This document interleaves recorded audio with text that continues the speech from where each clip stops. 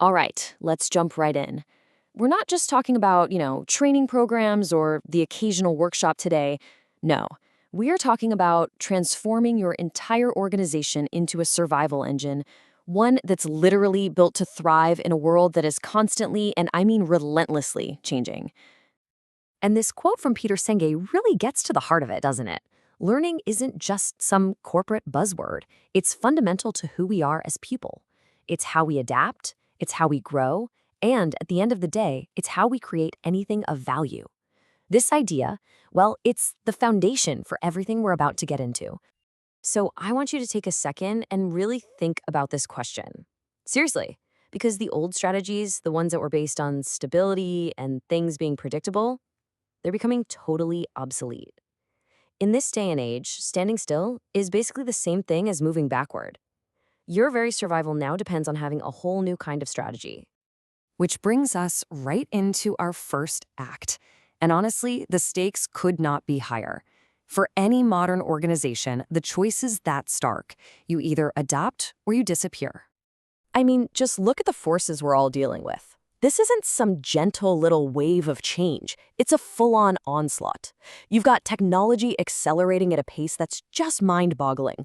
Startups are popping up overnight and completely wiping out entire markets. Then you have the juggernauts, the Amazons, the Googles, just casually stepping into totally new fields. Now add all the external chaos on top of that, plus a workforce that expects more than ever, and what you have is a perfect storm of uncertainty.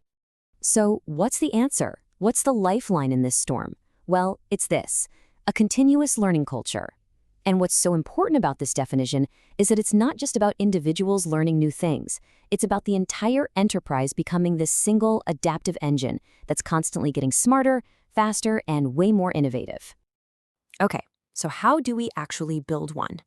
The blueprint really rests on these three critical dimensions. They're each distinct, but as you're going to see, they're all deeply connected. First, you have to become a learning organization. Second, you build an innovation culture. And finally, you embrace relentless improvement. So let's break each one down. So let's get into Act 2 and see how this all starts. It begins right here with the foundation.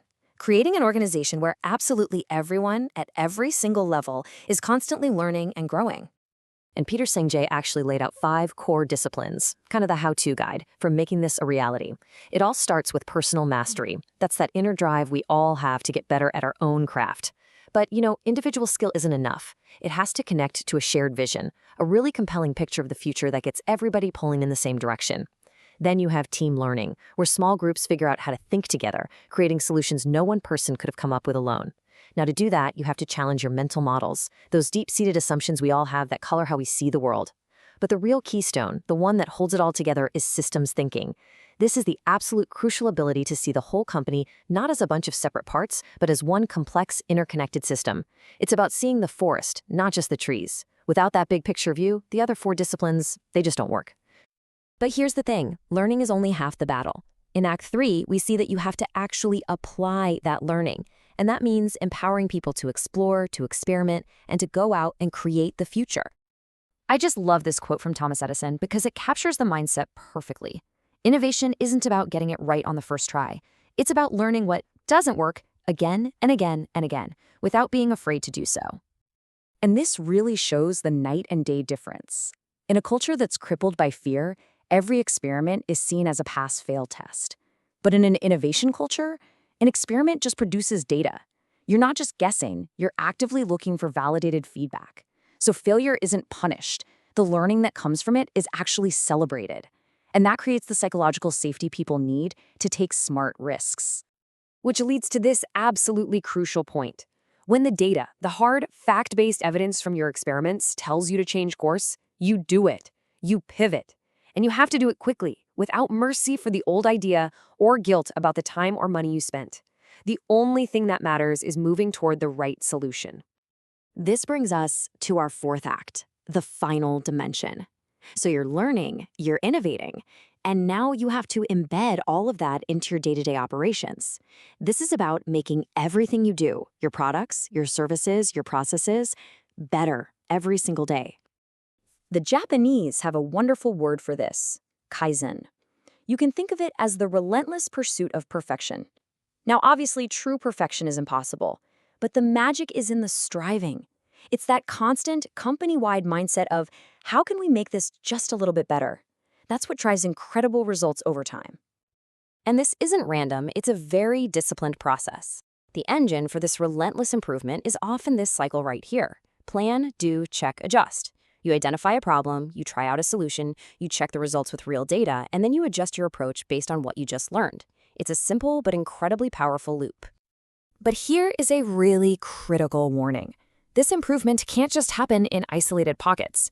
You have to optimize the whole system, right? Making one team super efficient is useless if it just creates a huge bottleneck for everyone else. This ties right back to that idea of systems thinking.